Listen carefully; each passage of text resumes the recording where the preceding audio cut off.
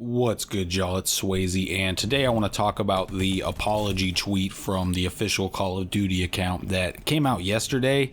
And I call it an apology tweet because we really don't see it from the Call of Duty account that much, at least. That you don't see them acknowledging, the big issues. They might acknowledge a few smaller issues, but for the most part, they're never like, yeah, we hear you. We want to fix our game too. And I'm gonna put the tweet up right now, and you can I'm not gonna read through the entire thing and waste your time, but like, look at it. Literally, first two lines, we want to talk about fixing the game, feeling your frustrations. Hey, y'all, they're actually listening to us. Yeah, yippee doo dah, dippity day, my oh my, what a wonderful day. But nah, and I really want to stress how often we don't see this from the actual like Call of Duty account. Like Raven even put something out, Sledgehammer put something out, of course. I mean, Sledgehammer always, this is like the second time that they've put out a tweet like, oh yeah, we're sorry, we hear you, we hear your complaints. But like the actual Call of Duty account and that, Raven Software, who's in charge of Warzone and the mess that's been, we've never seen this. Even when Black Ops Cold War, right? Even when that game came out and it was kind of bad, and there was a bunch of like people, there was a lot of people on Twitter just ripping it, and they just kept ripping it to shreds the entire year. They never put out a tweet like this fixing the game, talking about we feel your frustrations. It's crazy. I've been playing Call of Duty for a very long time, since like Call of Duty 2, and I've never seen, obviously Twitter hasn't been around since Call of Duty 2. That'd be crazy. Imagine seeing all the tweets from way back then. You got 2007 tweet. Well, I guess there was MySpace, but we don't talk about that. Anyway, they all put out tweets except for Treyarch, which I thought, I can get that. They're only in charge of zombies, which, we've already kind of given up on that. I put a video out yesterday on it, but it was kind of like watching, two people get in trouble, and then Treyarch's just kind of sitting there like, okay, yeah, we'll stay out of it. But no, you never really see this, and like I said, it wasn't. They never did this for Black Ops Cold War. They didn't do this for Infinite Warfare. They've never put out a tweet that's straight out like, all right, we want to talk about fixing the game. Which I want to talk about what this really means, though. I want to talk about like behind the tweet, because obviously anybody who reads this is going to say, oh yeah, they care about us. They hear the gamer's concern, gamer with a capital G. They understand us. But I think everybody can understand. I think everybody can agree that words only go so far. It's all about action. It's all about what you do. And like I kind of alluded to earlier, Sledgehammer has already put out multiple tweets since the game came out, a couple months ago. What is this, the second month that it's going to be out? They've already put out several tweets like, hey, we hear you, we understand, we were there with you, getting destroyed by shotguns and shipment and DOS house. We were there. We understand your pain and concern, and all that crap. All of it is still in the game. You still got the fire glitches. You still got all the bad glitches that existed before, and then now they're just adding more and more glitches as it comes out. Like how bad does it have to be so that you have modern warfare glitches, modern warfare bugs reappearing? Did y'all not squash that in the past? And so they come out and say, we hear you, and we want to take care of all these glitches and have a seamless experience, no matter which game mode or platform you play on, end quote. That's a really big statement for a company that still has their game looking like, complete dog water on the old consoles, Xbox, One and PlayStation 4. But then even on PlayStation 5 and Xbox, Series X, you still got bad glitches. You still got glitches that won't even let you open the game.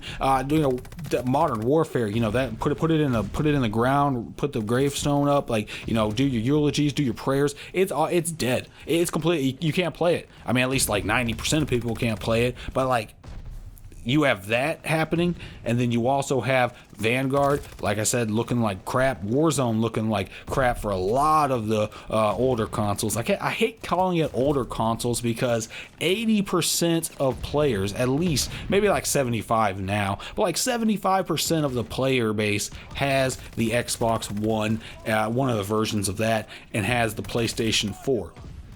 So how can you put out a game that literally, months into it, still does not work for the majority of the player base. And when I say work, I mean work in like a feasible, like enjoyable way. Like that is just one of, like, I don't care if you can open the game, you can't do that for Modern Warfare, but I don't care if you can open the game and it's technically runs. It has to actually work and also be a good game, and most of your games aren't even satisfying either of those categories. So like, well, what's going on? And what I love about this tweet that came out was a lot of people were sort of like, yeah, thank you, it's gonna be fixed, it's all gonna be great. And this is literally, bro, this is literally conditioning. They have conditioned you to see the tweet, oh hey, this applies, right, to more than just Call of Duty, to other games. This applies to the entire world. You're always going to see these corporations, these companies put out their tweets. We hear you, we feel your frustrations.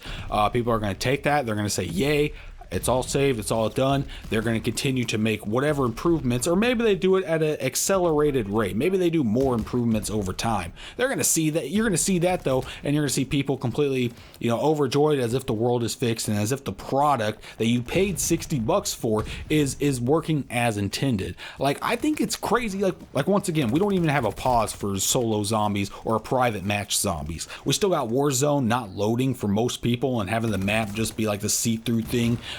And having the map just be like a glass house where just like most of the textures aren't even loading, like it just looks unfinished. And that's the thing, is that like we completely jumped on Cyberpunk 2077. AP played that. We completely tore that apart for it having these awful visual glitches, and you're seeing Battlefield 2042 being basically abandoned for Battlefield 5. Check out just Google that or look that up on Twitter if you're confused. A lot of the Battlefield players, they're playing Battlefield 5 or Battlefield 1. They're not even playing Battlefield 2042 because of how bad it is. So my question is, for all the people that are jumping on this like, yeah, it's the best thing ever, everything's going to be fixed. My question to y'all is, at what point do you give up? At what point do you say, you know what, it's just all talk, it's just all, empty promises? At what point are you going to say, this isn't worth my time?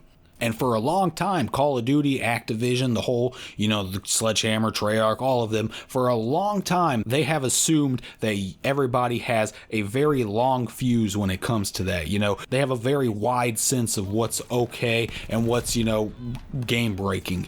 And for the longest time, they've put out games that had minor glitches here or there, right? Like, sure, you got tracking issues. Of course, there's going to be bugs. I'm not saying, oh, the game's not perfect, blah, blah, riot, whatever. I'm not saying that at all. What I am saying is, when the game comes out and y'all still keep giving us new glitches that as the game comes on, have you seen that 1990s CGI fire effect that takes over your screen? Have you seen that? That wasn't added to the game until after it came out and after we had already been playing it for it. So not only does it come out with glitches that they don't fix, they add in new glitches. They completely break a separate game. Modern Warfare, once again, I'm gonna take a moment of silence here for all the Modern Warfare players, because that game doesn't even work. Like, a lot of people understandably didn't want to play Black Ops Cold War. A lot of people don't want to play Vanguard, so they go back to Modern Warfare, and y'all got the short end of the stick. Once again, here, moment of silence.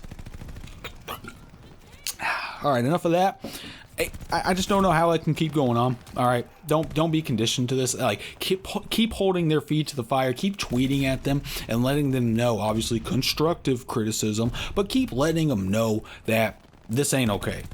This is not worth this is not what you were promised when you were sold the game. This is not worth $60. This is just complete BS. But I just don't. I don't get it. I just don't get it. And I mean, have you noticed every single weekend is a double XP weekend?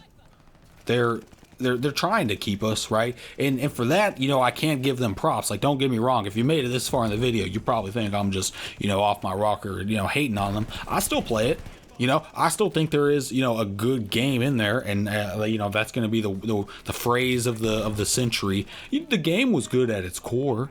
but I really think this game can be good, right? I want to see them change it. I want to see them make these changes. And so Call of Duty doesn't make these kind of tweets often. Call of Duty, Raven, Sledgehammer, and not Infinity War, but Treyarch, they never put out these sort of tweets where they're saying, hey, we understand it, that we got to fix this. It's bad. We understand it. They don't use bad, but you know what I'm saying? So for that, I do kind of think that they are pressured. I do kind of think that they are like actually feeling it right now. They're feeling the fire. So we just got to keep it up. You can't let off. You can't say, okay, hey, y'all promised that you're gonna fix it. I'm gonna put away Twitter for 6 months and keep checking in on the game and assuming that everything is fine, because you might play it and you might have a good time. But just look at the tweets. Just look at players' experiences. Look at what they're seeing on their screen. Sometimes it's like, man, these glitches can get really scary sometimes. Yeah, I thought the little eyeballs popping out of the head was gonna be bad, but nah, man. But that's ranting. I'm gonna end it here. Hopefully it gets better. I mean, obviously, I like to see these tweets. I like to see that they're listening, but there's a difference between hearing us and listening to us. And only time's gonna tell on that. But that's it for today. I'll see you in the next one.